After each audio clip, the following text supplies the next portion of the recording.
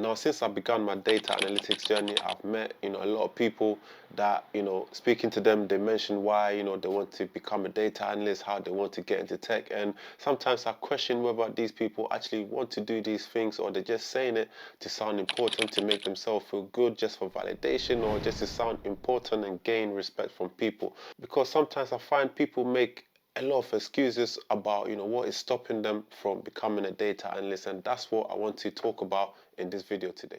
So the idea from this video actually came quite a few months ago. So I think a couple of months ago I was there when I received a call from an old friend that I haven't spoken to for many years, and he basically said to me that he's seen a few of my videos, and he's very impressed with what I'm doing, and in fact he's on a similar journey and he's trying to get into tech as well, and he just wanted to speak to me to see like how I done it, so that he can get some ideas, to inspire him or whatever, so that yeah, he can take some notes from me on how he can basically do it as well, and so I asked him, like, okay, so where are you so far on your journey? And he basically explained to me that, um, obviously he's at the early stages of his journey, but some of the challenges he's facing is the fact that firstly, he works shift work at the moment, and that makes it very difficult for him to find the time to be able to study and do all these things, like projects and so on. So when I heard that, I kind of laughed a little bit, because prior to becoming a data analyst, I also worked shift work, in the same industry as him, in the transportation industry. And in fact, the shift work that I was doing was even more brutal than his one. I was working shift work where, no day was the same. Like, I started at a different time every single day. Today you start at 6, tomorrow you start at 7, the next day you start at 4 a.m.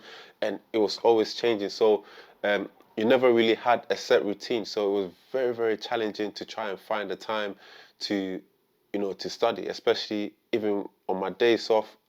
I'll be really tired, because the body is not getting used to any form of routine. So I was always, burnt out and tired, but I had to find the time to do it. And then, so I explained that to him, and he's like, okay, yeah, that makes sense. But also, I also got 2 kids as well now. And again, I laugh because funny enough, I also have 2 kids. In fact, at the time when I was doing it, my wife was pregnant as well, which left a lot of the responsibilities on me. So it was very, very difficult. Then a newborn child comes into the picture and so on. But despite all of that, I kept on pushing. So literally, um, all the excuses, he was everything that he was saying basically sounded like an excuse. So after speaking to him, I was very brutally honest with him that like everything you're experiencing now, you know it's very similar to my situation, but I had to find a way to to push through, to overcome the barrier, because I know at our age now, everyone has got high levels of responsibilities and so on, but that's just how it is. It's never gonna change. You're just gonna have to find the time to push, to see over the line. So after saying that, that gave him a bit of encouragement, and he felt, he went back, I think, feeling a bit renewed, and ready to try it again. So after that conversation with him, I think it really motivated him, because we started out the same. I knew him from way back in the day in my first ever job, and then now we're sort of in the same industry with the same similar kind of situation, and I've been able to do it, and that really motivated him that what, he can also do it as well. So judging by the demographics of people that watch my videos and the comments, because I look at the YouTube stats, I know a lot of people that watch my videos are people sort of around the same age as me, looking to transition from a different career that maybe they're tired of, or they want a different challenge, and they want to transition into data analytics. So I know a lot of people are sort of in the similar age bracket to me as well, and can relate to sort of my current situation. So what did I do to allow me to find the time? So when I made the decision that I want to become a data analyst, I was tired with what I was doing, and I wanted a new challenge, but I had all these obstacles in my way as well. But I knew it was going to be tough with all these responsibilities that I have going on, the type of work I'm doing at the time, and on top of that, trying to break into a new industry. You're going to be doing a lot of learning, which is going to feel like another full-time job that you're not even being paid for.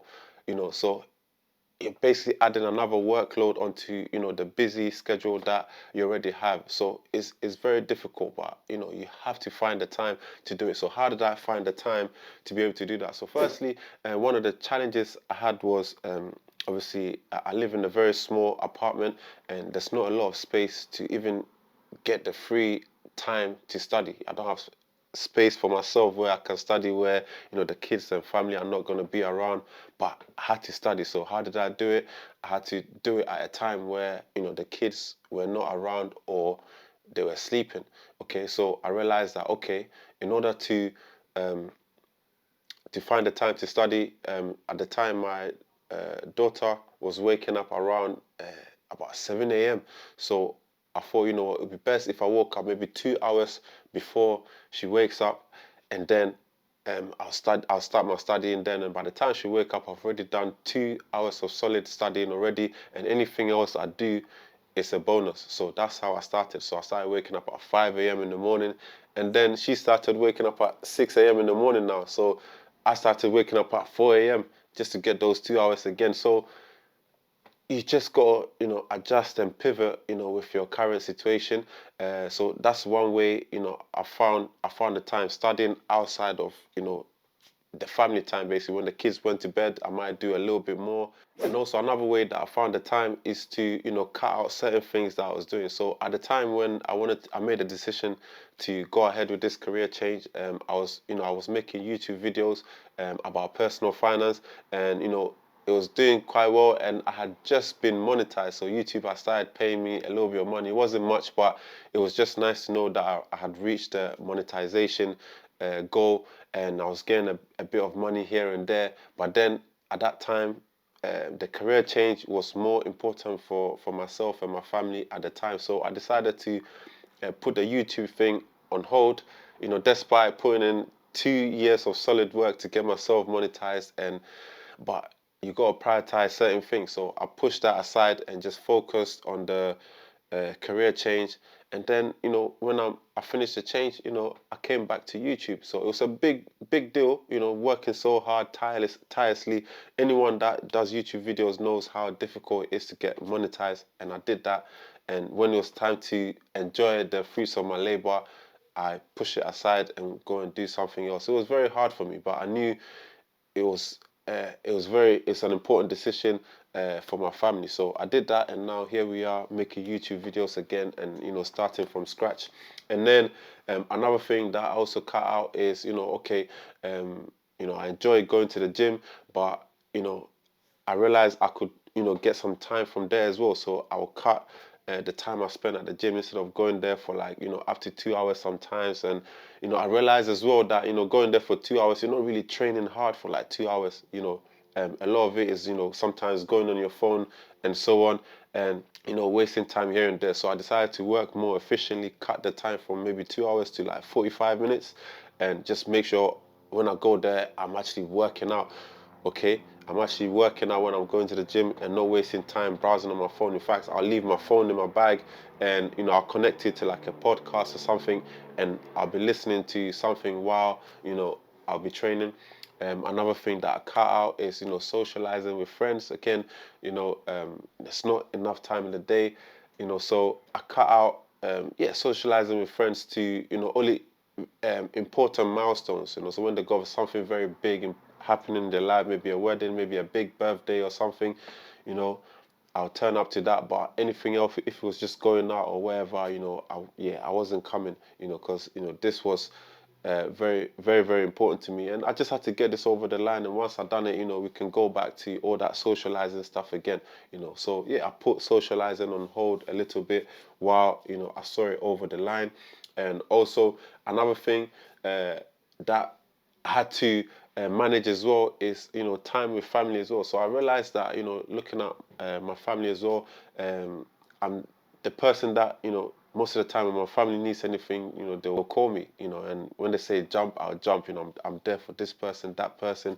I try my best to be there for everybody. That's how I am. That's how I've always been. But it got to the point where I realized that, what, it's good that I'm doing all these things, but I also have to prioritize myself, because if my well-being is not in a good state, it's gonna affect everyone around me. So it's important to take care of myself first, and then when I'm in a good place, I can also help everybody. If you're trying to go somewhere and then you're carrying like a heavy load and everything with you, it's gonna take you a long time to get there, or you might not even get there at all, But you know, if you get rid of the load, you can get there and do what you need to do and come and grab the load after. That was kind of the strategy I adopted. Yeah, so I started delegating things within the family. I wasn't going for silly things. So I realized a lot of the things that they always call me for, they can do it without me anyway. So yeah, I limited, those kind of things with family as well. And then another thing that I cut out as well is, my church commitments. I had a lot of commitments at my church as well. But I realized again, I also have to take care of my needs, because if I'm doing well and, financially I'm making more money, I can help my church financially as well, because church need money to, to also grow and develop. And I can also inspire the youth and everything in my church as well. So I had to limit again my commitments at church, and again delegate certain things to certain people so that I can focus on my career change as well. Another way I found the time is taking advantage of the quiet periods I had at work. So at work, maybe on my break, I'll spend some time doing some codes. I take my laptop with me. I'll be practicing lines of code. Maybe working on the railway. Maybe my train might be cancelled, so we can't go where we need to go. So that time there, I'll spend that again, studying there and practicing my lines of code. So any free time that I had at work, I'll be using it to practice my code or learn something new. I never wasted my free period at work. And also while I was on the go, so if I'm going somewhere, there was this app that I was using called Mimo. So it's like it's for learning code. You can learn Python, SQL, and so on there. So when I learn anything new, I'll go on that app and I'll be practicing it so that it always stays fresh in my mind. So on the go, I'll be practicing as well. And also another very important thing that I did to also take advantage of my time is, listening to a lot of podcasts around data analytics. So when I was in the gym, I won't listen to music. I still don't listen to music. I don't enjoy music as much as I used to. So I prefer listening to things. So I'll listen to a podcast around data analytics, and that's one of my biggest secret, because when you're listening to a podcast, you're always picking up little nuggets here and there that helps you on your journey. I remember during my interview for my current role, it's some of these little nuggets that I picked up listening to podcasts that helped me see the interview over the line. Sorry if you see me looking that way, I'm just looking at my notes just to make sure I'm saying all the things that I want to say. So look, all I want to say is, look, if you want to become a data analyst, if you really want to become an analyst like you're saying, you can't just sit there and wait for a good time or a better time to come before you start. So for those of you that got kids, you can't just sit there and say that you're waiting for your kids to grow up before you start, because who knows what the industry might be in a few years to come. There's never going to be a better time. And the more years you wait, the older you get, and your responsibilities are never going to decrease. You're always going to have more and more things to do. After your kids, there's going to be something else. So it's better to start now, and doing a little bit every day is better than just waiting for the path to be clear before you start. Even if you're doing an hour a day or something, it's still something. It might take you a little bit longer, but you're eventually gonna get there. There's never gonna be a better time. You have to start now. No matter what obstacles you got in the way, you have to start now. You can find a little bit of time here and there within your day, to begin this journey. And also another thing that I realized is that as the year goes on, you get weaker and weaker. The strength just diminishes. Like I remember, as soon as I turned 30, it's like when you turn 30, they do something to your body. Like I start getting all these niggling injuries that from nothing, from doing the basic task, I'll pick up an injury. You know what I'm saying? So you have less and less strength as the years go on. So now you got a little bit of strength. This is the time you have to really push and get this thing over the line. And to become a data analyst, really, I'll say all you need is a good, solid, consistent 6 months, and that's it. So can you dedicate a good 6 months towards this career change? Consistently waking up every day and working and doing a little bit of something towards that goal every single day for 6 months. Can you do that? Because that's all you really need. So if you can dedicate that amount of time towards it, I'm sure you'll get over the line eventually. But you have to be consistent. Once, let your word be your bond. If you said you want to become a data analyst, you just got to do it. If you look at history, every successful person today that has done something great had to overcome some sort of obstacle. They didn't wait for the perfect opportunity before they started making the move. Because if everyone waited, if the path was clear for everybody, then everyone would be successful. And it wouldn't mean nothing then. So it's only that's why the opportunity is reserved for those 1% of people that are able to, see the obstacles and still decide to take a step anyway. So the obstacles are always going to be there, whether you wait 5 years from now or 10 years from now. It's either you're going to be weaker, you're going to have more levels of responsibilities, more financial responsibilities, and so on. It's never going to be a clear path.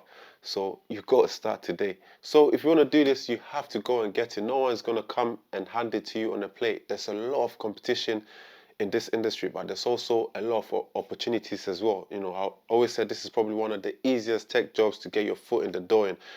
Despite all the competition, there's many ways and many things that count for you in this industry, even if you don't have the technical experience yet. And in terms of the competition, I'll give you an example. So the other time I was in a meetup event and I was speaking to a Nigerian guy at the event, and I love my Nigerians because they're proper go-getters. I learn a lot from Nigerians. If they say they want something, they'll go and get it. In fact, a lot of the people that email me and message me and all of that stuff, a lot of them are Nigerian, so I love them to bits. But I was speaking to one guy, and basically his contract was coming to an end, and he had to find a new opportunity very quickly.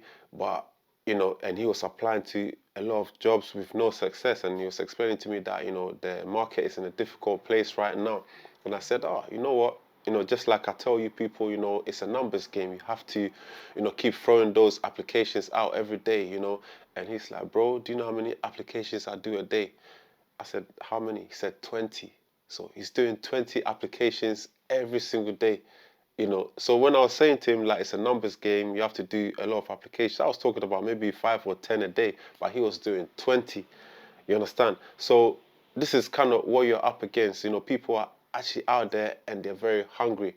The competition is there, but there's also lots of opportunities. And if I can do it, I always say you guys can do it as well. So this is a level of competition that you're up against. People that have a little bit of experience but still putting in 20 plus applications every single day to try and land an opportunity. It's not going to be easy at the start, but if you keep pushing, keep persisting, keep persevering every single day, I promise you sooner or later you'll get your foot in the door. But don't make the excuses and not start at all. You have to start from somewhere, a little bit every single day. And I know it's difficult because at the start it's going to feel like you're doing two jobs, a full-time job plus learning and doing all these projects and everything for free. It's going to feel like two jobs. You're going to seem busy doing nothing to a lot of people. Why is he always studying? We're not seeing the financial benefits of that and so on. But you have to keep pushing. You have to keep pushing and overcome those obstacles, and I promise you, you're gonna get there, and in the end, all of that will be worth it. So I just made this video to give you a bit of tough love, to encourage somebody that what, no matter your circumstances, if you really look properly and analyze your current situation, you will find time somewhere and begin your journey as a data analyst. Don't wait for the perfect opportunity before you start now. Even if you do half an hour a day is better than doing nothing at all, because the better time is never gonna come. You're always gonna have something else to do. I hope you enjoyed this video. If you did enjoy this video, please do well to like and subscribe to my channel. It will really help me a lot. My name is Alex. Thank you for watching, and I'll see you in the next one.